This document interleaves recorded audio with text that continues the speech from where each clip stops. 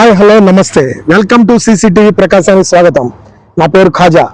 ప్రస్తుతం సింగరాయకొండలో ఒక విషాదకరమైనటువంటి సంఘటన చోటు చేసుకుంది.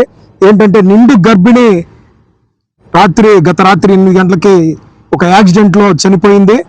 ఆ అమ్మాయి దాదాపు ఒక 6-7 నెలల గర్భిణితో ఉంది. ఆ అమ్మాయి బీకే ఫ్యాక్టరీలో పనిచేయడానికి అస్సాం నుండి వచ్చి ఇక్కడ ఉన్నటువంటి ఒక అబ్బాయిని మ్యారేజ్ చేసుకొని వేరే కారణాల వల్ల ఆ ఫ్యాక్టరీకి వేరే వాళ్ళ బంధువులు కలవటం కోసం ఆ ఫ్యాక్టరీకి వచ్చిన టైంలో ఈ విషాదకరమైనటువంటి సంఘటన చోటు చేసుకుంది.